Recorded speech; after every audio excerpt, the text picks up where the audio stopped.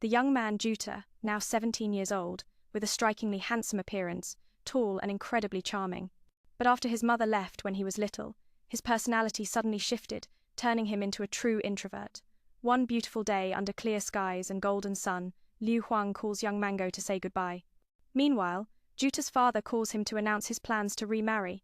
After being tenderly cared for by her with kindness, gentleness, and devotion, he finally realizes she's the love of his life. After years of lonely nights, fate has arrived, impossible to hold back. Juta urges his dad to seize the moment before someone else swoops in, but he also reminds him not to rush into anything with those unreliable types. Honestly, because Than Yen feels for his dad's struggles raising him alone for so long, there's no objection at all. He also hopes his dad finds his own happiness, especially since he mentions that besides the beautiful stepmom, Juta gets a bonus adorable little sister. Looking at the preview photo of the stepmom, Juta has to admit the little girl is super cute, absolutely adorable. Every morning hearing her call him Oni-isan, oh man, it's utterly enchanting. According to his dad's announcement, tomorrow afternoon both sides have a meeting arranged after work. Yuta makes sure to arrive on time, but something feels off. Where's that little sister from before? Suddenly, there's a stepsister his age. What's this? Like false advertising. At that moment, the stepsister with jewel-like eyes and elegant brows, stunningly beautiful and captivating, speaks up to explain her shyness. Every time she sees her photos, they look awful, so she never takes any more selfies. As she grew up, her mom had to send an old childhood photo for Juta to accept the idea of this stepsister. After the initial shock and stunned silence, everyone quickly regains their composure and gets on with the family introductions. The stepmom's name is Akiko, and the stepsister is Saki, 17 years old, a high school girl attending the same school as him, before the parents officially live together. Oh no, now that they're one family, Saki calls him aside. She needs to discuss a few key things. At first, she was a bit worried about this stepbrother from a different world. But after their earlier chat, she sees he's quite calm and reliable, probably easier to live with than those legendary dreamers. Juta warns her not to judge a book by its cover. Who knows, people might just be pretending to trick the naive. He's saying this as someone who works part-time to pay for college, always scoring like a top student. She affirms he's nothing like those spoiled ones who leech off others and chase girls. The young man counters, "Is that so? As the saying goes, a rogue in scholar's clothing. Besides, criminals are often quite clever. Though it sounds unreasonable, it's convincingly charming, and the beauty can't help but laugh brightly at her stepbrother's flirtatious talk. Indeed, this cool guy makes even breathing feel exciting." Moving to the quiet balcony, they stand gazing at the sparkling night city lights, so peacefully chill. Saki expresses she wants to share a few secrets with him. The young man clicks his tongue, wondering if he's that trustworthy that she's ready to spill her deepest secrets after less than an hour. Changing her earlier view, now Saki sees from his actions and humble words that he's calm and cautious. So, she hopes he'll understand what she's about to say. Truth is, she doesn't expect much from him. In return, she says the same don't expect too much from her.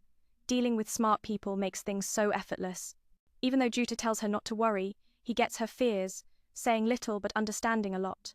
The two exchange glances and smile, lucky to find someone with the same mindset. Hearing the new wife is coming, the dad chatters about chores and relatives, insisting Juta clean the kitchen early in the morning. Once the house is spotless and fresh, the dad is satisfied and sprays more for good measure. The doorbell rings, and Juta follows his dad to welcome the mom and stepsister. Stepping into the clean house with a hint of sweet fragrance, the mother and daughter praise the tidiness from Juta and his dad. Seizing the moment, they add that the two look a bit messy normally, but their home is always in perfect order. Just after that fib, the dad pulls out disinfectant spray for a comedic act. Not at all like that, the mother and daughter burst into laughter. Juta wants to sink through the floor. He leads his stepsister to his room, apologizing since he didn't know her tastes and picked the curtains himself. But for someone who lived in a rundown house with worn mats and no private room, this is already top-notch. Luckily, since her mom often works nights, the room they shared now becomes hers alone in the evenings. Hearing her share her story, he feels even more guilty, as she's suddenly living with two strange men, but now with her own room she says it's no problem at all. Suddenly, she asks why he's so formal with her. They're the same age, so speaking as equals like friends would be more comfortable. Before, she tried using that politeness to make friends, and now she has no more than one. For her, dealing with unpleasant or confusing people is just a waste of precious time. Strangely, even he doesn't know why. Simply because they're the same age, he wants her to feel completely secure while living together. Formal address absolutely in sync. The young man offers to help her unpack, aiming to build their sibling bond. A girl's luggage naturally hides a few delicate items. Accidentally touching her undergarments would make him blush with embarrassment. Still, after those awkward, twisty moments, the siblings end up happier and closer. Mentioning they go to the same school, he suggests keeping their relationship secret, beyond friends but as siblings. Saki says she's not embarrassed, but she supports hiding it, as it's good for a standout guy like him. While helping her enthusiastically, his part-time job calls. He heads there immediately, and as an experienced co-worker, the older sister sniffs him out. "Ah, you've been flirting with a girl. No need to deny it. You reek of those sweet, lovely ones." It makes him so annoyed he considers storming off. She panics and apologizes quickly, as handling customers alone would be a disaster. Chatting deeply, somehow she uses her expert mind games to coax the story out of him about his beautiful, talented stepsister. He's really struggling with this, as at 17, who's ever been a brother before? Though she's usually a bit spacey, in serious moments she's spot on, advising him to just be himself, don't force it, or it might come off as fake. On the way home, his heart is full of thoughts. Gazing at the bustling streets, he sighs with quiet confusion. Arriving, he composes himself and casually greets his stepsister, sitting alone on the sofa. Since she's never greeted like this, she's a bit awkward, not knowing how to respond properly. The parents are out visiting, so it's just the two siblings at home. Seeing him look at her with pity, she explains, it's not that her mom mistreats her. Simply, when she gets home from school, her mom is usually at work, and she's used to being alone. Girls often take long baths, so she lets him go first. In the bathroom, recalling his quiet, lonely stepsister with a hint of sadness, his heart twinges with pain. Yet, more than that, having someone wait for him after work each night feels strangely nice. After showering, he chivalrously prepares water for her, even setting the temperature just right. Suddenly seeing her handsome brother being so gallant, she vows that next time he comes home she'll sweetly call him Oni-san. Late at night, the siblings wish each other a warm good night. Then, each goes to their own room. Early morning, a bird flits by and the dawn sun shines straight in, waking Juta from his sound sleep. Stepping out, he sees his capable stepsister up early, preparing breakfast. They look just like a newlywed couple. After last night's hesitation, today they can freely greet and wish each other a good morning. Saki casually asks about him preparing water for her last night. But she adds that from now on he doesn't need to, as it wastes water. It leaves him totally confused. Is being too helpful a crime? At school, friends are buzzing about the new season of 8-Year-Old Bride, twice as long as the previous parts combined. Juta has no interest in shows that take forever to watch. He'd rather spend that time on fun. From his high vantage, he watches his unpredictable stepsister, pondering her subtle words from morning. Suddenly, his friend Maru runs up to warn him, "Love who you want, but stay away from the girl in front." Juta jokes at himself. "Do you think I match up with that guarded beauty?" Maru retorts, "It's not about status or looks. Simply, loving her is foolish." More specifically, rumors say Saki's involved in something shady, and many have seen the pretty one leave the royal backstage. He's baffled why his usually laid-back friend is suddenly into gossip. At first, Maru didn't believe it, but then a tennis club guy obsessed with girls confessed, hoping she'd accept his date. To his surprise, she rejected him by confirming those wild rumors about herself. She told him to find someone untouched if he's smart, and many others got the same response. One person saying it might be a lie, but with everyone whispering, it becomes truth. The human heart is terrifying. Still, his resolve stays firm as a three-legged stool. As for Saki's rumors, it's probably sour grapes from rejection. Let time prove it all. Smart people talk with evidence, not tabloid nonsense.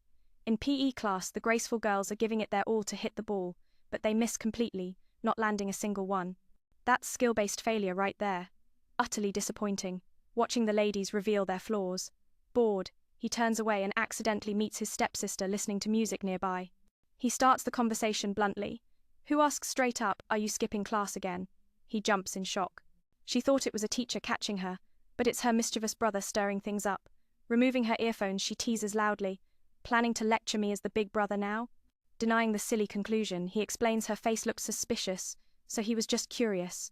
What surprises him is her choice of tennis, glancing at her friend desperately hitting the ball. She says it's all because of Maza, her close friend, who wanted them to take the same class. Like her, Maza has no other close friends. This pair of kindred spirits crossed paths in the busy world. So, they became best friends. She asks him, "Why did you choose tennis?" He sheepishly admits his lame reason, "Because I don't want to train with others. I don't like expecting from them, and I don't want them expecting from me. Solo freedom is true bliss." Hey, what a coincidence. We're alike. She hates team play and always keeps her distance from everyone. The more he hears, the more confused he gets. Stylish, beautiful, alluring girls like her should be chased like top idols. But in class, most people keep their distance. Still, Saki finds it fine, focusing on quality friends. Cutting out unnecessary relationships gives her more time to study properly. Finishing, they fall into thoughtful silence, gazing far at their peers joyfully playing, laughing as carefree students should. Back home, Juta sees Akiko getting ready for work and reminds her, "Be careful on the road, stay safe," since she works night shifts as a bartender. She thanks him for the reminder and asks him to look after her daughter. Later, Saki returns and knocks on his door. Peeking in, she sees him studying in the dark and turns on the light. Wandering around the room, she suddenly asks, "Do you know of any easy, high-paying jobs hiring? In this world, everything has its price.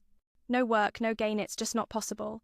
Saki sighs inwardly, realizing now, besides waitressing or other risky paths, there's no way to earn a few grand in hours. Though what he's about to say might offend, he advises her to value herself more. If she's short on money, tell Akiko. "Oh, your mom would be happy if you're becoming independent. Don't you see how proud she is of your self-reliance?" Her misguided thoughts leave him in deep thought. If he brings this up now, his dad might slap him silly.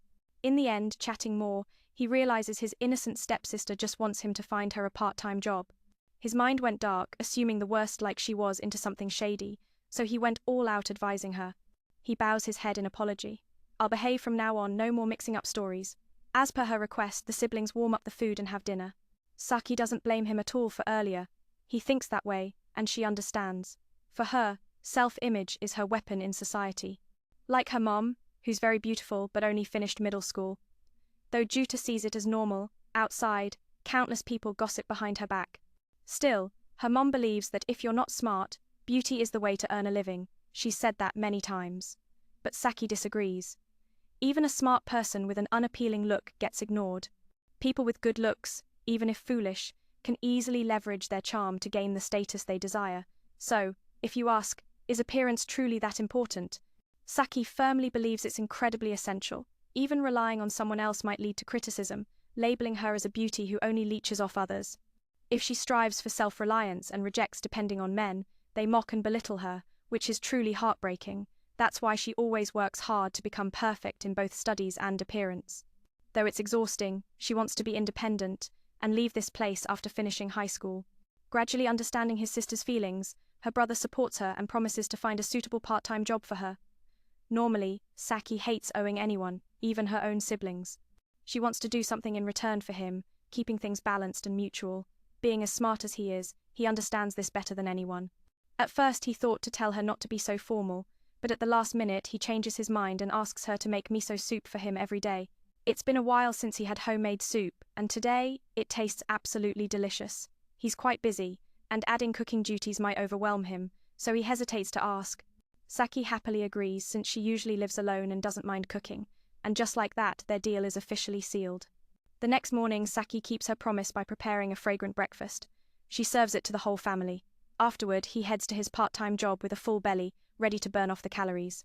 As usual, he shares his thoughts with his co-worker sister, saying he wants to earn enough money for college and move out, so his sister won't be alone. Drawing from her own experiences, she advises the inexperienced young man. She thinks it's good that he's striving for independence, but relying on family isn't a bad thing either. Out in society, you'll realize that parasites thrive by depending on others' life mixes pain and joy, and it's hard to survive without leaning on someone. If you insist on walking a lonely bridge alone, you'll eventually understand that no matter how independent you are, home is the warm, sweet haven to return to after every fall. Hearing these wise words from his senior, they feel naturally reasonable and comforting. That evening, he gently suggests to Saki that she rethink moving out. "If you trust me, my shoulder is here for you. Rely on yourself, but know I'm here." Saki knows her brother and father are kind, but she's determined to stick to her long-held dream. The next morning, on her way to school, Saki nearly gets hit by a truck because she's distracted with headphones. Luckily, her brother rushes in time and pulls her to safety. This tough little sister of his really worries him to no end. Early that morning, Juta vaguely recalls the tense scene from yesterday. With heavy rain pouring, he rushes home and heads straight to the bathroom. A moment later, he steps out and is surprised to see his father and Saki's friend Maza sitting comfortably. Despite trying to hide their connection as much as possible, the rice-powered camera still catches them. Maza insisted on visiting their home, so Saki reluctantly agreed. She meant to call and warn her brother, but realized they never exchanged contacts before. In the end, the secret slips out like a needle from a bag. It seems his frequent check-ins during gym class and lending her an umbrella earlier sparked Maz's suspicions, leading her to demand proof. All of this happened because he let his guard down. After promising to keep it secret, he still ends up exposing it. He sincerely apologizes to her. Saki tells him not to blame himself, as they both made mistakes. Then, she pulls out her phone and cheerfully says, "Give me your number so we can easily call and update each other." Early that morning, the whole family rarely sits together for breakfast. Mom and Saki wake up early to prepare everything. It's been a while since they ate with Mom, and Saki is overjoyed, smiling as she picks up the fluffy rolled egg. Both Juta and his father agree it's delicious. Akiko suggests, if Juta likes it, Saki can make it for him every day. However, Saki admits her rolled eggs are a bit tough and not as fluffy as Mom's recipe. Unexpectedly, Juta interrupts, "I actually prefer regular eggs." Saying that, who could refuse? He's seizing the moment perfectly. This week, it's his turn to do the laundry, but his aunt offers to help if he doesn't mind. Seeing him decline because he's busy, Saki reveals that women's underwear is tricky to wash and needs a mesh badget's quite a hassle. He probably doesn't know how, so he should let Mom and her handle it. However, at school, Saki waits for him to walk together and apologizes. "I assumed you didn't know about the mesh badge, it's awful of me to say that." He doesn't mind such small things. More than that, he admits he really doesn't know how to use it. He tells her not to blame herself because she's absolutely right. He assures her not to feel guilty, as what she said is spot on. Still, Saki feels overwhelmed with regret and keeps asking for forgiveness, forcing him to interrupt. "For me, admitting a mistake and fixing it is enough. That's what makes a good girl." He hopes his praise makes her think, and luckily, she stops feeling guilty. After school, Juta goes home to change for his part-time job. Surprisingly, glancing into his sister's room, he spots her pink bra left out. Lucky for him, before he can react, she's already standing behind him. He blushes in embarrassment, stays silent, and quickly turns to leave. Though it was just an accident, and he had no ill intentions, that evening he takes the initiative to apologize sincerely. Unlike his awkward demeanor, Saki calmly makes him hot cocoa, just as he once did. Forgive those who come back seeking pardon. Knowing to admit fault is enough. However, claiming he has no desires for such things would be a lie. Bread must have butter. Every guy has a bit of mischief in him. Still, having desires and acting on them are completely different. In the end, the siblings resolve all these unintended incidents and return to their lives. They grow closer, respecting each other more than before. The next day at school, he watches his adorable sister from afar. Suddenly, Maza startles him, making him jump. She points out that Saki's thoughtful expression reminds her of him. Feeling under the weather, and reminded by his friend, he messages to check on her. In the end, she replies with just 2 words, "I'm fine." During dinner, he mentions not finding a part-time job for her yet. It wouldn't be fair if she keeps cooking. He advises, "If you face any troubles, tell me. Don't bear it alone, okay?" That evening, after her bath, smelling fresh, Saki ties her hair neatly, looking beautiful, and approaches her brother's room. He's reading a book when the room suddenly goes dark. From behind, her hand gently reaches toward his face. Her voice is soft and alluring. "Please buy me, I'm so uncomfortable." Right now, he's the one feeling uncomfortable. His sister seems out of her mind, but he's fully alert. He stops her bold actions and bitterly says he hates people like her. He questions, "You hate using your looks for advantage, don't you? Stop this before it goes too far." At the door, she asks her brother for advice, full of remorse as she admits her fault. She reveals that her current self stems from her parents' failed marriage. Her father, due to a business downfall, turned to heavy drinking. Not only did he torment his wife and child, but he also constantly insulted her mother's job that supported them. Not hiding from his suffering sister, he admits his own mess because his mother had an affair. His father developed a fear of women for years. Luckily, meeting Akiko improved their single life and created a happy family. Indeed, the two of them share so many similarities, including their flaws. Because of this, their sibling bond strengthens, making it easier to open up and quietly accept each other as wonderful siblings. Saki happily stands up and says, "I look forward to your guidance on the path ahead." Casually, he suggests, "How about calling me Big Brother? It will help us remember we're family." She asks to think about it, and only she knows why, because her stepbrother is too perfect. If she calls him once, she fears she might act spoiled like a child. In the sweltering heat, he pedals home, sweating profusely, eager to arrive quickly. Thinking of his sister waiting, he feels a headache coming on. A month has passed since they started living together. Suddenly, he realizes she's carving a place in his heart, this stranger under the same roof. Now, he can't call her distant anymore, but when he asks what their relationship is, he can't answer. As soon as he opens the door, Saki rushes up and softly begs, "Please tutor me in Japanese. You're the best at it, and I'm safe in other subjects. Only this cursed subject stumps me because I don't understand the character's emotions.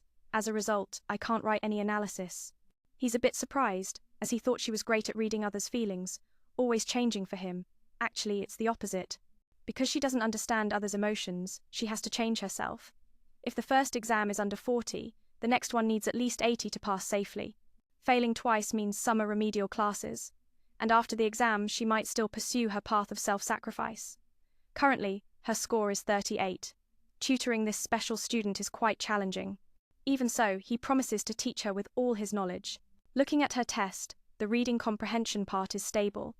The biggest issue is analyzing the novel, probably because she spent too much time on the highest point question. After his explanation, Saki can't help but admire, "You're truly my brother. You speak as if you witnessed it yourself. Spot on." He guesses right. The novel is about a deeply in love couple. Saki wonders why they hide their feelings and end up parting ways. For someone who's never experienced dating, it's tough. Though he hasn't had a romance in nearly 20 years either. As a top Japanese student, her curiosity is simple for him. He gives an example.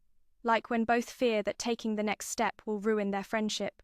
"You know, are you afraid to confess just like that?" Instead, it makes the poor girl even more confused. That's it, you're not sure if you dare to confess like that. It leaves him completely baffled. Unexpectedly, the clueless girl gets more tangled up, leaving him utterly helpless. With no other way, he analyzes the whole novel for her to read and reflect on. Next time a similar topic comes up, just fill the page like that. Luckily, his sister is a bit slow but not beyond saving. Thanks to his dedicated teaching, her mind quickly absorbs the knowledge, mastering it brilliantly and unlocking her untapped potential. Overjoyed to finish the exam early for the first time, she thanks him for the intensive afternoon session. Suddenly, something strange catches his eye. "Why are you smiling?" Saki turns her back and challenges, "If you're so smart, guess why?" Well, then this guy has to admit defeat. Who knows if she's scrolling through TP, checking for hot idol news. Suddenly, that sneaky friend jumps out to scare him. She's still in hiding. "Are you asking for it? You brat!" They banter back and forth. In the end, she flexes her 88th score. Finally, she proudly shows off her 80 out of 8 score. Each exam is a shocking surprise, not what you'd expect from her appearance. She looks so carefree, saying she's smart is like saying fish fly in the sky. Seizing the chance to meet this academic star, he shares his dilemma and asks for study tips for his sister. Normally, she listens to music while studying. However, when asked what genre, she doesn't know it's all based on YouTube recommendations. But A.com, the Saint is speechless with these anime prodigies. At work, he consults his reliable senpai and brings back some music she likes for his sister to try. Unexpectedly, she loves the extended tracks, silently thanking his senpai he's never met. Before leaving, she wishes him good night. Then, receiving his wish, she happily goes to her room to dream. From that day, Saki diligently studies late into the night. Late at night, seeing his sister's determination, he silently supports her. He rarely knocks to disturb her, avoiding distraction. Today, at the bookstore, he and senpai are arranging new books. There are 2 extra copies. He reads the synopsis and learns this book is very famous and has been adapted into a movie. The pity is, tonight is the last screening, as they're replacing it with summer films. After hesitating, she asks him, "Want to go on a date tonight? Since we finish work at the same time, let's hang out." As a literature enthusiast, he immediately agrees. First, he needs to call and inform the family. Seeing this, senpai chuckles and says, "You're such a good son." They meet at the cinema entrance, and she reminds him not to forget to message his sister, so she doesn't worry. At the ticket counter, he asks what snacks she likes. For her, popcorn and Coke are the perfect movie pair. Eagerly, she orders the big size so she can enjoy it fully. He never snacks while watching movies. "I heard you never eat snacks during films," so she quickly acted all playful and pouted. "No way, join me and eat up quick." With no choice, he felt awkward refusing a girl, so he nibbled a few just to please her. Throughout the movie, his eyes kept drifting to senpai's stunning beauty. No doubt when she's quiet, she's truly captivating, making up for those times her chatter steals the show. Just like that, he kept stealing glances at her, forgetting the whole reason they came was to watch the film. 2 hours passed, and he played the perfect gentleman, walking her to the bus stop. To thank him for escorting her all evening, she offered him a can of his favorite drink. Under the romantic moonlight, they fell into a thoughtful silence. He was always the quiet type, and she surprisingly stayed silent too. Suddenly, Senpai looked straight into his eyes. Being this thoughtful and caring, I'd feel guilty hiding this from you. Truthfully, I only have a few months left to live. Normally, she jokes around a lot, so he couldn't believe it and told her to stop kidding. Hurry to the station or we'll miss the train. A summer breeze blew by, helping Senpai clear her mind. She started to say more, but in the end she held it back, putting on a cheerful face as they walked together under the bright moon. Walk me to the end of the alley. Juta loudly thanked her for the music from before. Seiji smiled and told him not to be so formal. Besides thanking the boy who stayed with her late into the night, she asked him to send her best to his adorable little sister. The next morning at breakfast, Saki wondered, "Was it you who covered me with the blanket last night?" The honest young man admitted, "I didn't want you to get sick before your exams." Then she remembered he came home late and asked, "Were you out with Senpai?" Hearing that, he nearly choked on his water and quickly clarified, "We're just like close colleagues."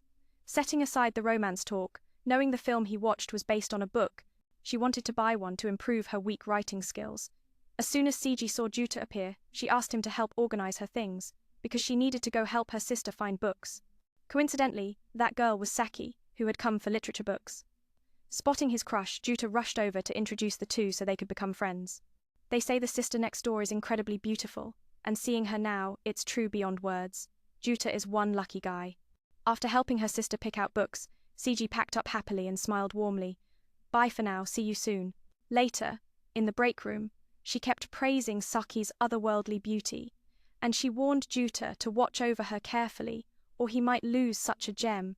That night, Kutamen seemed lost in thought, staring off into the distance. His best friend was worried and approached quietly, nearly startling him out of his skin with a soft laugh. Plus, he noticed Kutamen and Marji were getting closer than just classmates. And sometimes, she called him Big Brother, so sweetly, it looked suspicious from every angle. Patting Kutamen on the shoulder, his friend warned, "Getting tangled in love's web is trouble, but if you hit a rough patch, this golden boy of romance is here to save the day." After saying that, he cheerfully said goodbye, leaving Kutamen confused about his self-directed show. Tan accidentally ran into Marji and Saki at the door. That girl, knowing they were step-siblings, always teased the shy pair. Today she excitedly invited them to walk home together since she was heading to Saki's place. They lived nearby anyway. The two headed home together. Isn't sibling bond naturally stronger this way? It sounds unreasonable but convincing. Going separate ways now would be like pretending to get along. So, the siblings stuck together on the path home. Along the way, Marji kept filming everything with her camera, looking so cool. At the house, she barged in first, as comfortable as can be, as if it were her own, and boldly claimed their home was like hers, not knowing the meaning of shyness. Today, Marji came to help Saki escape her string of failures and pass the retake exam tomorrow. The two studied intensely, putting Kutamen under the same pressure. He didn't dare make a sound, not even lighter than a feather. At dinner time, Saki jumped up to head to the kitchen. "Keep studying. I'll handle tonight's meal." Marji silently admired Kutamen as the most thoughtful brother. So many girls must adore him. Surely many girls are secretly smitten.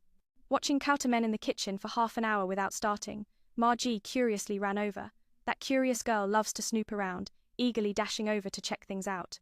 She discovers that he only has a simple tent set up, and his cooking skills are terribly awful. On top of that, he fumbles around, asking Google for hours and still can't find a single recipe. Then, she volunteered to help him out. Meanwhile, she volunteers to jump in and help the young man. Though she's not always reliable, her kitchen skills are impressive and full of flair. He decided to make sweet and sour ribs for his sister tonight. She quickly gathered all the ingredients, seasonings, sour, spicy, salty, sweet flavors, then guided him to chop peppers, veggies, and mix the magical sauce, making mouths water. Time slipped by slowly, each focused on their task. As evening deepened, Marji stretched, easing her sore back and tired arms, ending their intense study session over 180 minutes. Meanwhile, Kutamen finished the last dish for dinner. Rice soft, soup flavorful. Marji, standing nearby, started chatting nonsense. She asked if he really had no feelings for Saki beyond brother and sister. "Are you kidding? We're living under the same roof on paper."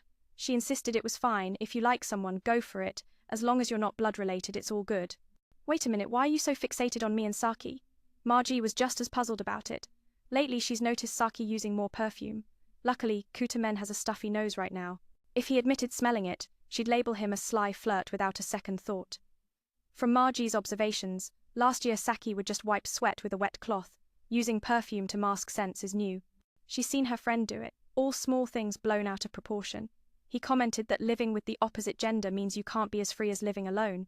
Girls caring about their scent is totally normal. No, she quickly denied it. From her years of zero romance experience, that's definitely a sign of budding love. Oh shoot, signs of a blossoming romance. Seeing him brush it off, she got frustrated and pointed out, "Hey, Saki just glanced at you. Oh come on, read less romance novels. Keep it down, or Saki will lose focus and start eavesdropping." For this straightforward guy, she decided to drop the shipping for now. Time to head home for dinner. After seeing off the chatty girl, the house felt peacefully quiet, just the two of them as usual. Saki suddenly complimented the food. "This is delicious beyond words." It made Kautamen beam with pride. "As long as you like it, he. Talking about today's retake exam, thanks to Ma's help, Saki felt confident and said, "Okay, I got this, I believe in you. And remember, I'm always cheering you on from behind." The next day in class, he was unusually distracted. At his part-time job, his mood didn't improve, making mistakes with customers. For the first time, Juta seemed completely out of sorts at work. His senior advised him to go home and rest, no overtime. Just as he stepped out, a heavy rain poured down. Kautamen rushed to the balcony to gather the clothes quickly. Every now and then, he checked his phone to message his sister, "Are you home yet?" But no reply came. Thunder rumbled outside, rain poured heavily, and the television warned of dangerous traffic jams on the highway. Staring at his phone, the message sent 15 minutes ago was still unread. His heart raced with worry, so he grabbed 2 umbrellas and ran out to find her. To his surprise, he met her at the elevator, and he sighed in relief. He honestly said he was afraid she'd be upset about her low test score and find a spot to cry. Saki showed her 94-point paper, a bit below her goal but acceptable. Her aim was to match his 96 points. Falling short felt annoying. She was late because she stopped at a convenience store to buy gifts, thanking him for helping her study. Juta told her not to be so formal, as it's what he should do for his sweet sister. She showed her displeasure, asking if he only relied on seniors like senpai at work. Yeah, she was really bothered. And she wanted him to rely on her more at home. She's small but strong. Oops, don't upset the gentle sister. The young man agreed to let her celebrate her high score tonight. About ignoring his messages, Saki revealed she was too absorbed in the classical music he introduced. She listened until her phone died, no time for tears or sorrow. After the rain, the sun shone again. Today, the school officially started summer break. In the afternoon at his part-time job, Juta was arranging things when a graceful figure swept by, captivating his heart. She looked just like his sister, so he called out loudly. The boss realized it was indeed Saki. Flashing back a few days. From Saki's diary.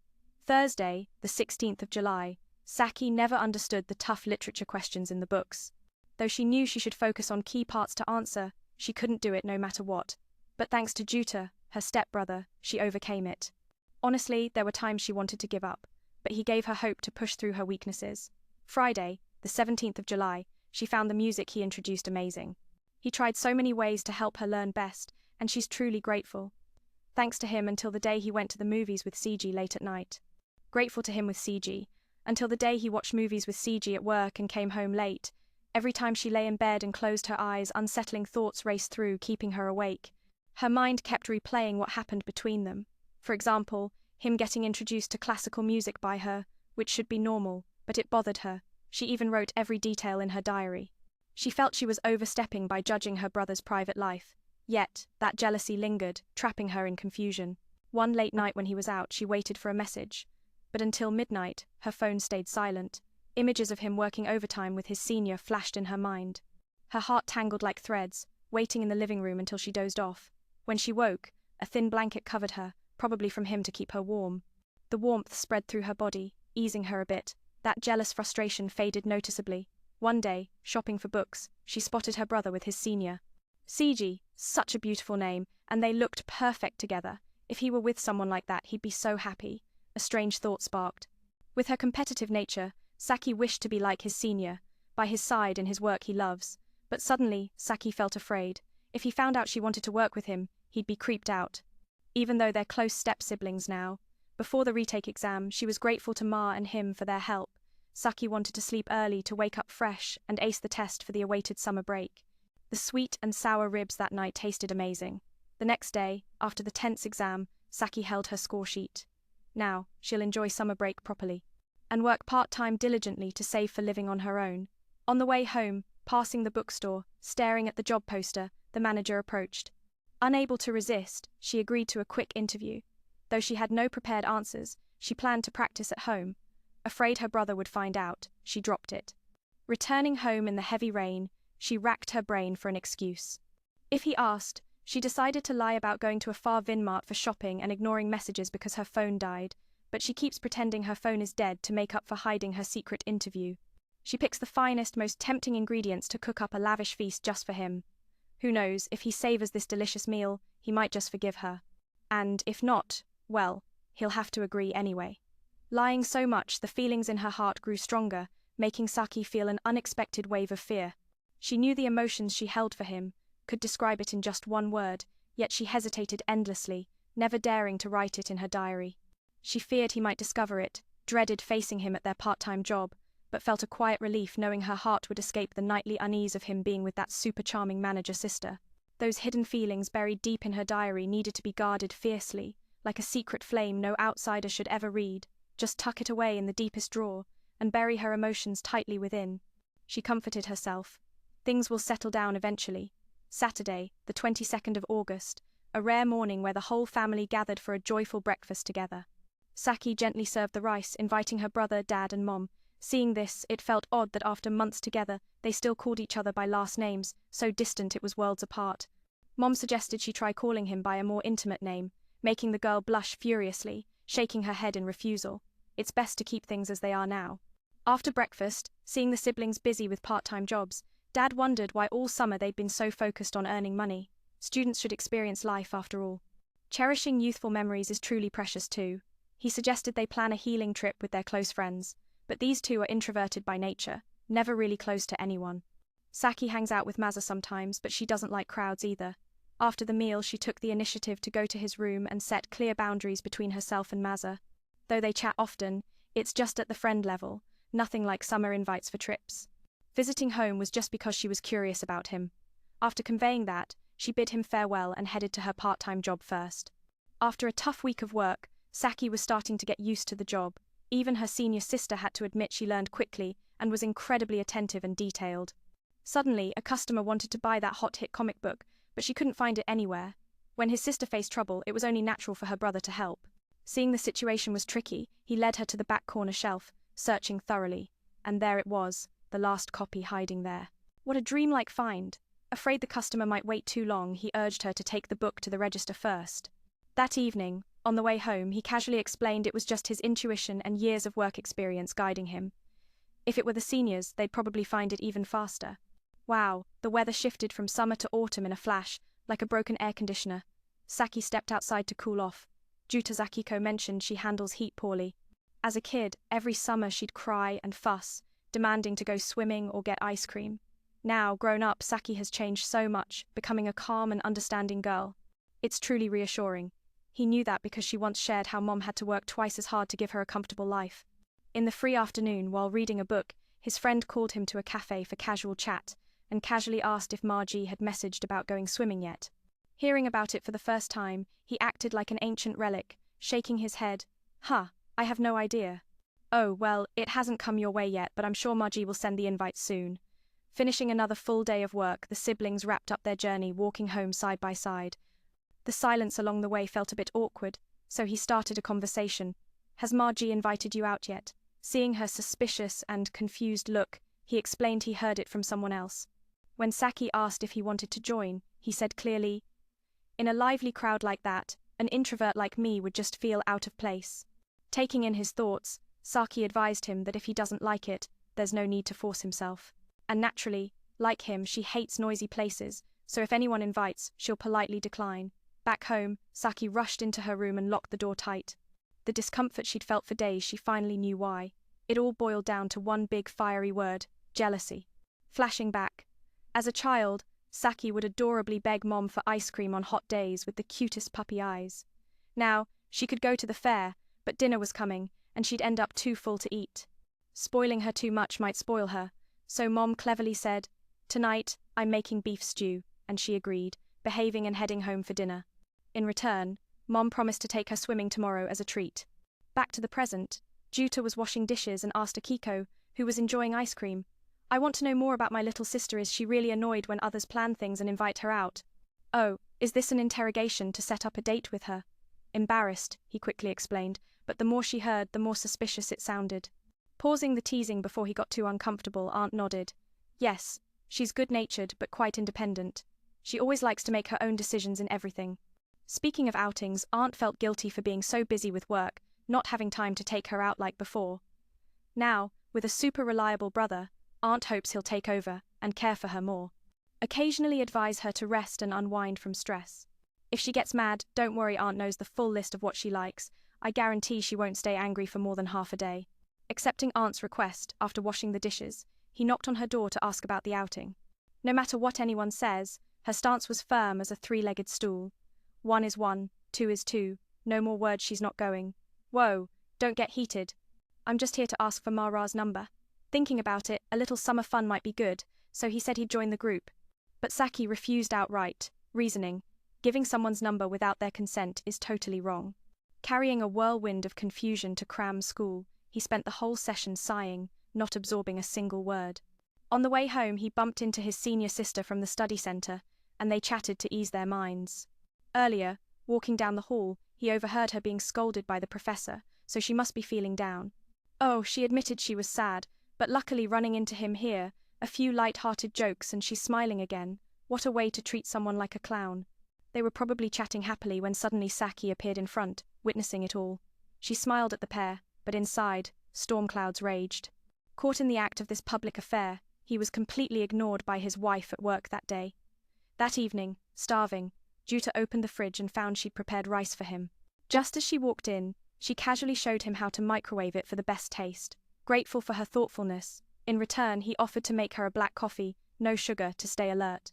While waiting, he brought up the beach trip again, unintentionally making her uncomfortable, asking for another girl's number who could stay happy. Fine, if you insist, go ahead, but you'll have to bleed for it to save that girl's number. Afraid of a massive misunderstanding, he confessed. Actually, I changed my mind just to make you jealous and want to join, based on what Aunt Akiko said. I know you love the beach, so I wanted to invite you for a few relaxing days. A girl as enthusiastic about Margie as you must really want to say yes, right? Struck right in the heart, Saki clenched her fist, but in the end, she refused because of her busy work schedule. See, that's exactly what I was worried about. You're working yourself to exhaustion. At this rate, you won't earn money, you'll collapse first.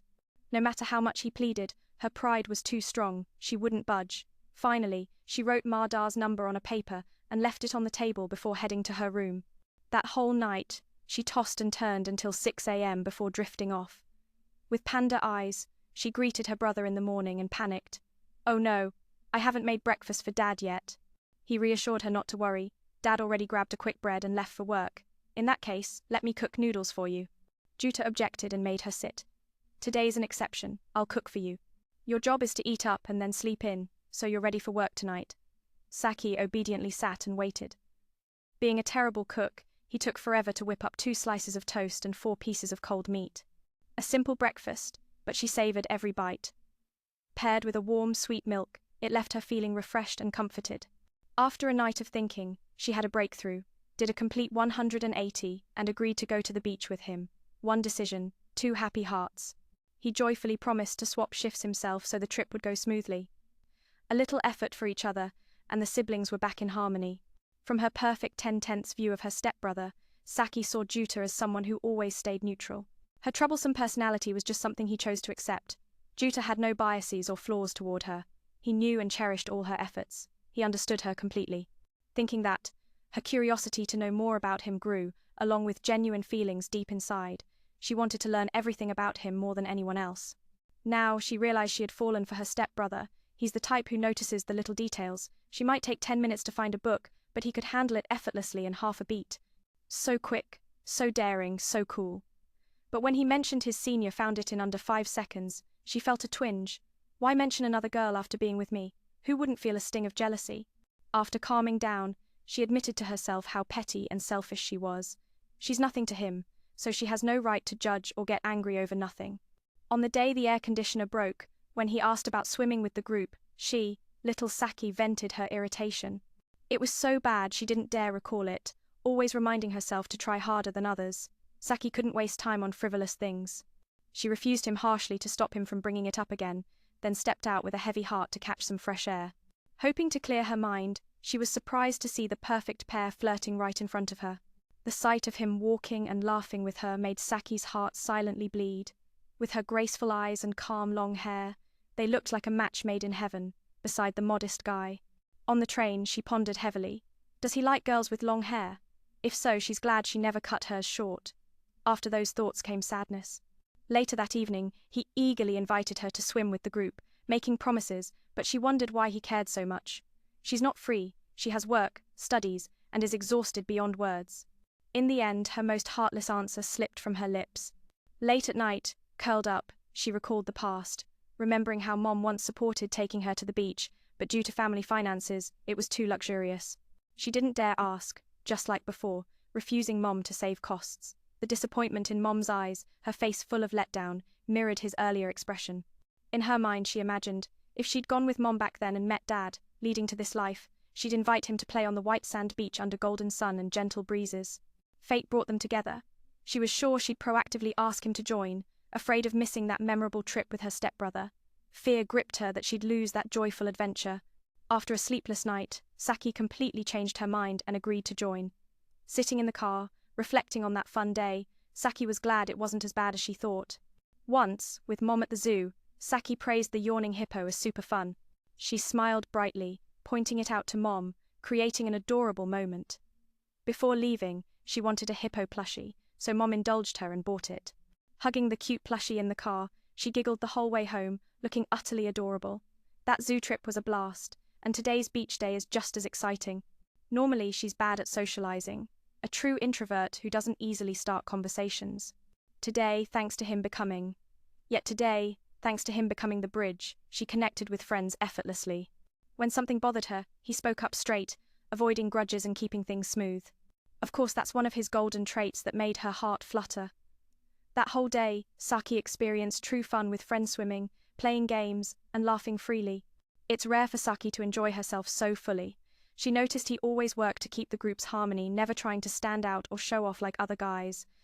Just realizing that made her proud to talk about her stepbrother, a perfect 10. Saki took the initiative to sit next to him and compliment his cool vibe. The shy guy blushed but continued chatting with his cute sister. They sat and shared light-hearted stories for a while before her friends called her to build sandcastles. Rarely moving so much, she stretched wide and smiled at him. Her pure, innocent beauty hit him straight in the chest, making his heart skip a beat. Memories of her adorable expressions, joy, sadness, pouts flooded his mind. The rush of emotions was intense and sudden. He realized he truly liked her. Sitting there, he recalled how he's never been good with girls, having witnessed his parents' endless fights growing up, leaving him hesitant. He vowed to himself to steer clear of love's winding path, refusing to get tangled in it. Yet now, those sacred feelings of couples, or even confessing them, swirl in the mind of a guy who's never tasted romance before. Even more terrifying, that first intense spark hits him suddenly, directed at his own stepsister. On the way home, Saki asked if he seemed closer to her now, because when they got off the bus, she saw them talking privately. The young man, afraid of a misunderstanding from his stepsister, fumbled nervously to explain that he just wanted to thank her for planning the trip that made everyone happier than expected.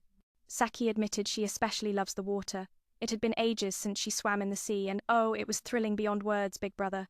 She thanked him for persistently convincing her to come along. Suddenly, the summer festival fireworks exploded against the vibrant sky, at just the right moment, emotions surging to their peak. She couldn't help but praise him as a caring and attentive young man.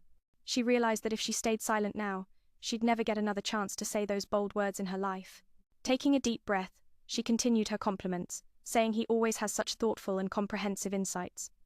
Back at the pool, she had noticed Thaith was cooler than any other guy there. To her, he shone like a dazzling light, a perfect person she admires, worthy of being her husband. But that's just what I said to comfort folks. The truth is, I meant he's worthy of being my Oni-chan. After all that, the two still lacked the courage to cross the towering boundary marked by the words brother and sister into true love. It's awful to harbor improper intentions toward. All along the way, Yuta blamed himself for being awful, harboring improper intentions toward his stepsister. She trusts him because he's her respectable big brother, yet he dares to have thoughts that overstep boundaries. He prayed to keep it hidden well, so she wouldn't see his wicked intentions. However, he had no idea that behind her door, she stood holding her breath, suppressing her emotions, wishing to confess in this romantic moment. Indeed, lovers often share the same thoughts. She too wished he hadn't noticed her embarrassing feelings. Yet, she dreamed of the day he would share that forbidden emotion with her, wondering if she could still hold her defenses strong then. Of course not. If he took one more step, she'd shatter completely and surrender without conditions. The next morning, she woke up early and went out, finding her parents already waiting. It's rare for her parents to take a day off, and the kids had asked for leave, so the family finally gathered together. He hasn't woken up yet. Mom said to let him sleep in a bit longer. Saki asked for permission to step out for a bit, her heart heavy with regret. Their warm, happy family, with parents who finally found each other, she couldn't selfishly destroy it. Pulling out the key to her diary, she vowed to bury this affection deep in her heart, never letting anyone discover it. With a sorrowful face on the verge of tears, she threw the key straight into the cold river. Meanwhile, Yuta woke up late for extra classes. His dad had deliberately turned off the alarm and teased his usually diligent son for skipping school. It made him furious. Whose fault is it that he made this mistake? Aunt Akiko thanked him for convincing Saki to open up to the sea again, and true to her promise, she showed him what her daughter cherishes most. Right then, Saki, as a little girl with short hair, appeared in the doorway. Now grown, Saki returned home with the look of a familiar stranger, her hair cut short. She smiled and said, "Good morning, big brother." Yuta ended this wrongful affection by cutting off the hair he loved so much. She's terrified that one day he might read those improper emotions in her words. The trip memories were truly wonderful. But she asked to keep them for herself. From now on, no more secret diaries, just brother and sister living in harmony and mutual respect. The school cultural festival is coming up, and the class is buzzing with plans for the big day. Saki jumped in enthusiastically to help, but when they invited her to eat out after the meeting, she declined. She made up an excuse about part-time work, but only I and a few anime fans know she's tangled up over her feelings for her stepbrother. Alone on the way home, her thoughtful nature brought negative thoughts. He's just a stepbrother, really just a stranger at heart. And one day, we suddenly became siblings, so having strange thoughts is normal. Blood brothers start as strangers too, but step-siblings begin as strangers and end up the same way. We're just two unrelated people, with a bond that's only surface level now. She thought like that. When she got home, she saw her mom hadn't left for work yet and asked why. Mom said she deliberately called the manager to delay so she could talk with the kids. In the upcoming parent-teacher meeting, Akiko asked if anyone at school knows yet that you two are step-siblings. She honestly nodded yes. Lately, your dad-mom's husband has been swamped with work. As a devoted wife and mother, she doesn't want to add more pressure on him, so she'll handle the meetings for both of you herself, but she's worried your step-sibling status might slip out. More than that, Akiko casually revealed another reason. She wants to attend the parent-teacher meeting for both her son and daughter. Right then, Yuta came home from school, and she briefly mentioned she'd go to the meeting for both siblings. If you're afraid gossips will find out, just schedule them on different days. Wait, how can that be going to school twice? The bar where she works is already hectic, and now with 4 trips in the afternoon, you see it's a bit impractical. She assured them she can handle it all. You kids don't need to worry. This is just her way of saying it. If you agree, fine. If not, no one else will go. You two think it over. Today was just a preview. Tomorrow, focus on studying carefully. As she left for work, Saki used the excuse of her part-time shift to avoid Yuta. Her cold avoidance left the young man feeling isolated at home. Unexpectedly, he called out to tell her to be careful, making her heart flutter. She softly replied goodbye. All through her shift, Saki pondered that second reason her mom was worried about. After living together, Akiko sensed that Yuta wasn't ready to accept a new mother. Late at night, Saki returned to find a delicious meal waiting. The two avoided each other's eyes, sitting in awkward silence for a while. Both suddenly spoke up about the upcoming parent-teacher meeting. Oh my, they understand each other so well. Let's head to the altar right now, folks. Since they share the same goal, he invited his stepsister to sit and share the simple meal while they discussed. The food was absolutely delicious. Saki said it's true that 100 measures can turn stone to lime. Lately, his cooking skills have really leveled up impressively. The young man felt happy that it suited his step-sister's taste. They shifted to the main topic of the parent-teacher meeting. She affirmed that if their step-sibling status got out, it wouldn't be a big issue. Oh, he feels the same way. Since it's a shared problem, they don't dare decide on their own. Akiko has seen Mom rush through meals to get to work, and Yuta has seen her work overtime for hours without end. Understanding each other, they agreed to have someone go to the meeting for both at once. One trip for 2 tasks, saving so much precious time. With the issue resolved, they cleaned up the dishes together. In this peaceful moment, Saki felt utterly content. She didn't wish for anything more, and neither did he. Saki was glad he cared for their mom and worried about her overworking. This showed he was gradually accepting her as his real mom. Witnessing their parents pour all their effort into keeping the family happy and warm, the two couldn't selfishly ignore morals and destroy what their parents built. They decided to bury this affection forever. Because the four of them are a family. The next morning, their dad heard that his wife would go to the meeting for both kids. He revealed that his wife often worried their son might not accept his new stepmom. By agreeing to let her go to the meeting, it means he's accepting her. If she knew this, he was sure his wife would be overjoyed and tear up. On this cool Monday morning, Akiko texted her daughter, "Mom's so happy today, you two," feeling she needed to share this good news with her brother. She excitedly showed him the message right away, and the news that they are step-siblings, no need to hide it anymore. Later, Akiko shared bento with her friends. The cleverest one, Ma-da, always begs a bit of food from everyone to fill her bowl. She looks like she's starving. A boy in the group suggested, "Let's hang out this weekend. Everyone here is free as a bird." "Wait, I mean free." "Okay, no problem.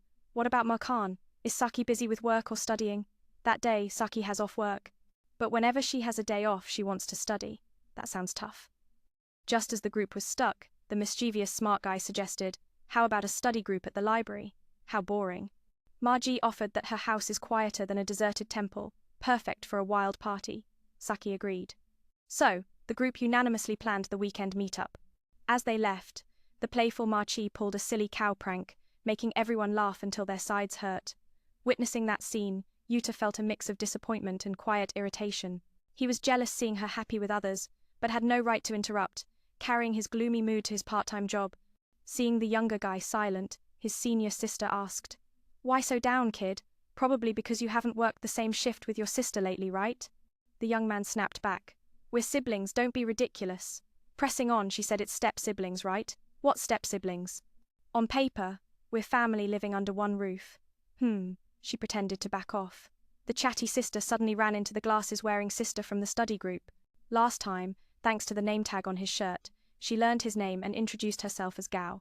Their meeting was the shortest on Earth, but I still don't get what role this four-eyed sister plays. "No, let me watch more. I'll tell you later. Mom's working the night shift."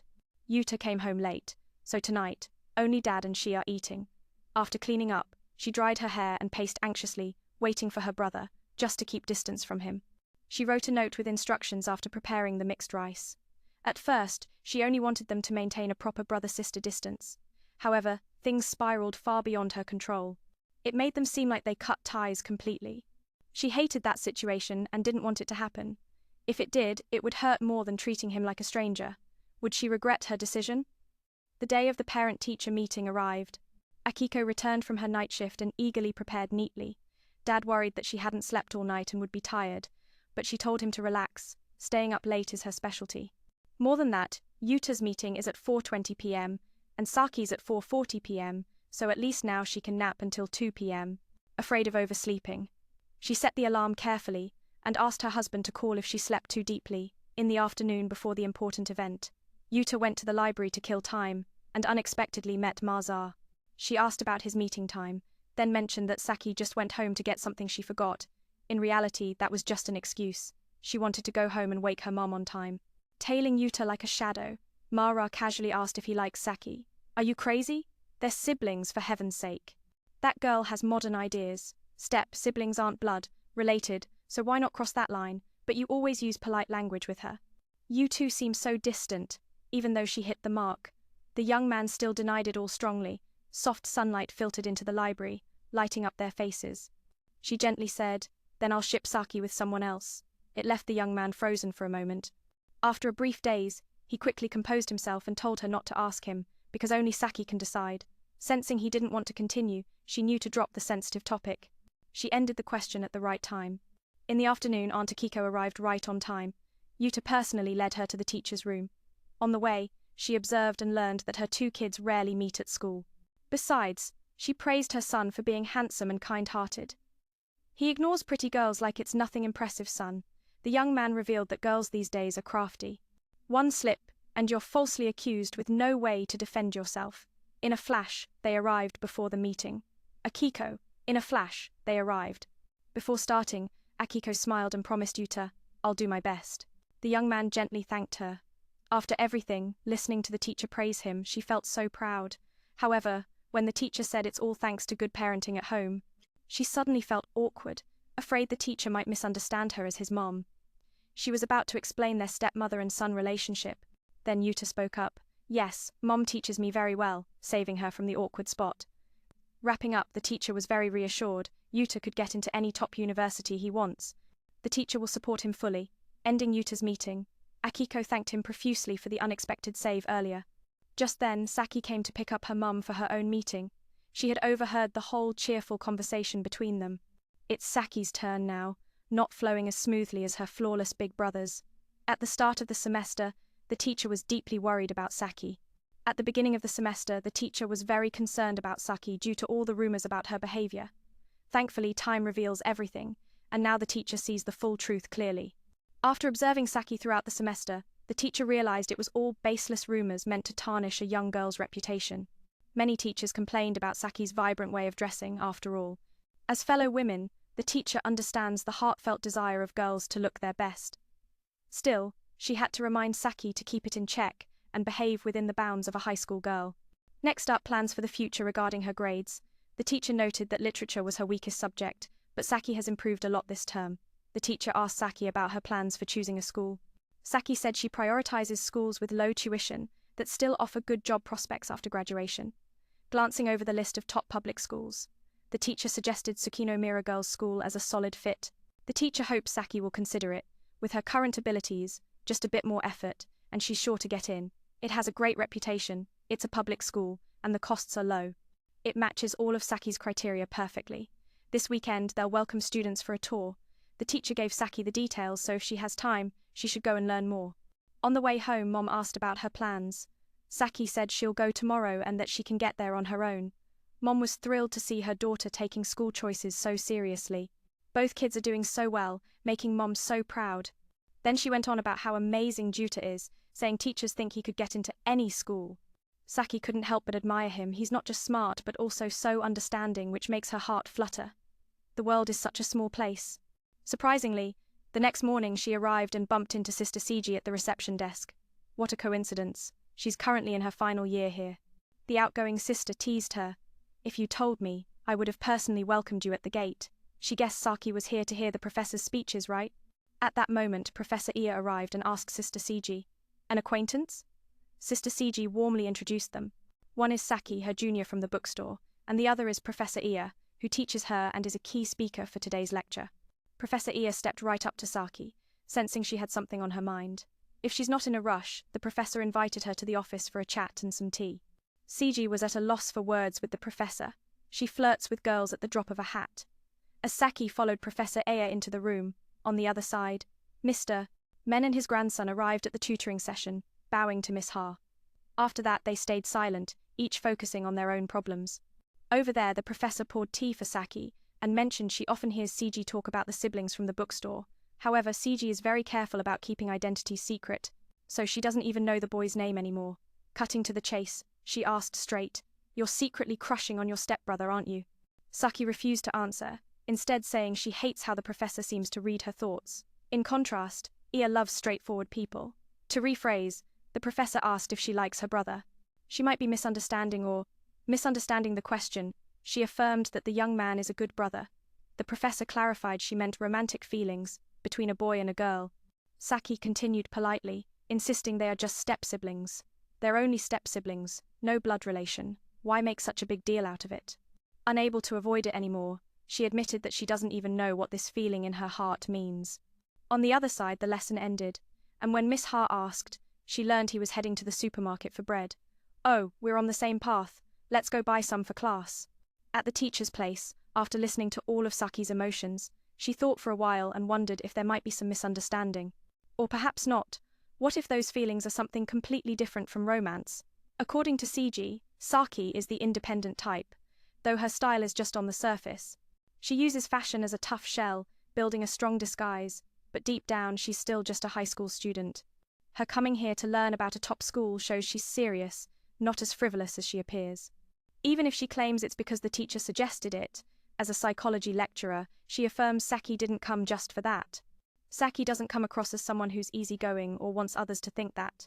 She just wants to prove she's cute and beautiful for people to see. Today, she came here not because she's a serious student, simply because she thinks this is a step toward a fuller life. And she's proving it to herself as well. In summary, the teacher noted that Saki's outward appearance and inner self are completely opposite. She's the kind who hates letting others see her weaknesses. She always fights bravely, ready to face challenges alone. So, with just a few words of encouragement, she'll naturally feel that indescribable stir. Maybe her feelings for her stepbrother are just a fleeting emotion. Since it's the first time someone's shown her care, the professor advised her to meet more people to find someone who truly captivates her. That way she can escape her current worries. Not about searching for love or anything like that, but limited perspectives are the enemy of wisdom. Still, if she meets someone who attracts her and her feelings don't change, it means she truly loves her stepbrother deeply. At that point, she hopes Saki will cherish her real emotions. Saki felt enlightened, smiling and nodding in agreement with the professor. Outside, Sister Cigi was waiting to take her to. After saying goodbye to the professor, outside, Sister Cigi was waiting to take her to the auditorium. The lecture ended beautifully. Saki felt lucky she chose to come here. On the other side, Mr. Min and his grandson finished their study session with Miss Ha. After a light chat over a meal, the two grew to understand each other better. Miss Ha often studies late at internet cafes, and she asked what he thinks about that. Nothing more than her liking to study at night and play games until late. For the first time, someone didn't think of her as a bad girl. Naturally, her fondness for him grew quickly. On the way back, they promised to meet again tomorrow at the tutoring center. That evening at dinner, Saki happily told her brother about meeting Sister Cigi and the quirky professor. Basically, during the presentation, those two argued so much it was mind-blowing, though he noticed his sister was full of joy after that memorable school visit. Our hero also shared that he's just met a girl at the tutoring center. They talked really well, and it was quite interesting. Both felt happy for each other for starting meaningful connections. This is a positive step forward, each with their own plans. Slowly and calmly at age 17, they've become a real family. Whether good or bad at a subject isn't the issue. It's about finding the answer, or having a way to find it. When you're weak in a subject, whether searching similar questions in books or online, it's tough. In times like that before, she didn't know what to do. But now, right now, she understands. The answer is to rely on others. Recognize your flaws and ask for help. Of theirs, only if they need to give, and then find a way to understand their weaknesses and guide them if they need it. Giving and receiving, a concept she's known for so long, but now she truly understands. Relying on others is a skill too. There's no telepathy between people. So if you refuse to communicate, those thoughts stay in the dark, forcing others to guess. That's even worse. If you have questions, just speak up. If you can learn to empathize and share more, we'll all be happier. That's what Saki is thinking now, though there are exceptions in every heart. She goes against that principle. There's one person she needs to cooperate with and share her true feelings, but she can't do it. After the group study, since they were on the way, Saki went with her classmate to the supermarket for some items. Besides his handsome looks that make many girls swoon, he's quite chivalrous, offering to carry her bags. For heavy tasks like this, just leave it to the guys to help the ladies. On the way back, the sight of his sister chatting and laughing arm in arm with someone else accidentally caught Juta's eye as he sipped coffee with Miss Ha. His momentary carelessness let Miss Ha sense his unstable mood. Yesterday, when he came to the library with that pensive look, like he was running from something, that expression was all too familiar to her, so she worried about him a lot. Yet throughout the session, he studied properly and didn't flirt with her at all.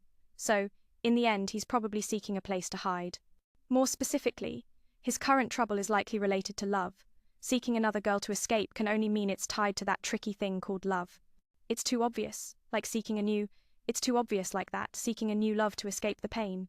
The girl he likes must be on the forbidden list, making him so down and dazed. He probably can't have romantic feelings for her, as it would bring trouble to many. Oh my, if Miss Ha can read his heart so clearly, how can our hero lie his way out? Now on the other side, Saki is being confessed to by her classmate. If you don't love, please don't plant seeds of longing or hope. Saki firmly rejected him, and wished him luck in finding someone better. On the way home alone, Saki recalled the professor's words. If she meets someone else but her feelings stay the same, the professor wants her to cherish it. That evening, Juta didn't come home right away. He stood with Miss Ha on the heights, gazing at the dazzling city. She asked to share a bit about her unfortunate family background. First, she asked if he's grown up independently, never relying on any woman, right? She admitted he sees things objectively thanks to his natural talents. But she wondered what made him a guy full of thoughts like now. The only answer is he must have grown up without a woman's love. She was once as desperate as him, so now she hates seeing her past self in him. Unlike him losing faith in women, she doesn't trust anyone anymore. In junior high, she lost all faith in people after the accident that took both her parents. From many tragic events, she learned people once strongly opposed her parents being together. Now that tragedy struck, they cried in sympathy on the surface, but gossiped about karma behind her back. It took her parents' lives, yet her feelings weren't hate or anything. Instead, she wanted to give up everything and follow her parents. He says he doesn't believe in women, but she affirms that's just self-deception. She wasn't sure about her own feelings until her aunt said it straight to her face. Her aunt worried about her niece losing all hope, wandering the streets at night, so she took her in immediately. Her aunt said you need to try a little more to find peace in your heart. To reconcile or compromise, in the end, don't ignore your feelings. You think of giving up, but is it really that simple? Knowing you've trusted others and that trust was trampled, you must be in so much pain. After hearing those words, she spent the night crying and finally accepted the loss of her beloved parents. Live well for them, and gaze at this beautiful world. Do you think she's suppressing her emotions, pushing them to the limit? As for him, is he planning to keep those feelings buried forever? Say it out and risk losing each other? Juta never dared think of confessing to Saki. From any angle, he absolutely can't express these feelings. Feelings never fade easily if you haven't truly let go. Right, be objective and don't expect anything from anyone, they're not related at all. How can people live without loving, remembering or caring for someone? Listening to the poet king of love, Xuandia, Saki's image suddenly appeared vividly in his mind, a person so incredibly beautiful and charming, endlessly stirring his heart. When he can't take it anymore, his heart will naturally despise him, leaving a hard-to-heal wound. Be honest, speak up, don't wait until it's too late, and you can't get it back. Do it for yourself, be selfish just once. Second, the 28th of September, the young pair sat for breakfast together. Juta confirmed if yesterday she went with a boy, right? He saw her at the store across the street nearby. He had seen her at the store opposite, nearby. She honestly confesses, yet hides his playful confession of love. Now it's her turn to ask where he went last night, returning so late. Lies shatter trust, lies wound the heart. So, he chooses to admit walking with his new friend until late at night. Hearing about his stroll with another girl, Saki's heart surges with stormy waves. She struggles to hold back, so he won't notice. After hesitating, Juta suddenly admits his special feelings. With Saki, his sister, startled and shaken, she reminds herself to stay steady. She thinks he's lying, rushing to explain such a sensitive matter. He's never one to joke around, oh, right, her brother. That serious person would never joke like that. She wonders, do you mean sibling affection? Or something more, like holding hands, hugging, or going beyond brotherly bonds? Of course, it's the latter. Yet she keeps denying that siblings can feel such emotions. When someone craves attention from the opposite sex, it's easy to mistake it for romantic love. It's just that he likes his sister more than usual. She protests, constantly using their step-sibling status to mask her feelings. He opens up more and more, his emotions overflowing. When she can hide no longer, she jumps up and runs to her room, locking the door behind her. Juta hurries after her, knocking desperately, but she buries herself under the covers, sobbing uncontrollably. Once her emotions calm, she opens the door and pulls her guilt-ridden brother, frozen outside. In the room, she suddenly hugs him tight. The hug is gentle, yet brimming with boundless affection. She asks if he feels better. If this embrace brings him peace, it eases her too. Without letting go, she thanks him for bravely confessing his feelings. If he kept holding back, she knows he'd suffer greatly. It would turn into an invisible burden, weighing him down even more. Saki takes Juta's hand, reassuring him not to worry. For whatever feelings he has for her, she won't reject them. Whether as siblings or beyond, it doesn't matter. She cherishes it all deeply, though her own feelings aren't clear if it's love yet. Still, if this helps him find peace, she'll do it. And when she needs it, she hopes he'll gently hold and comfort her. Saki has a few things she wants to agree on with him first. She doesn't want to worry their parents. Juta agrees, wanting them to be happy. Saki might feel jealous seeing him with another girl. Juta says it's no problem. In fact, he's glad. Honestly, these days his mind is so full of her that nothing else fits. For now, their feelings aren't officially defined. Saki suggests we keep up appearances as siblings. Even though in reality we're both catching feelings for each other, let's share this burden together.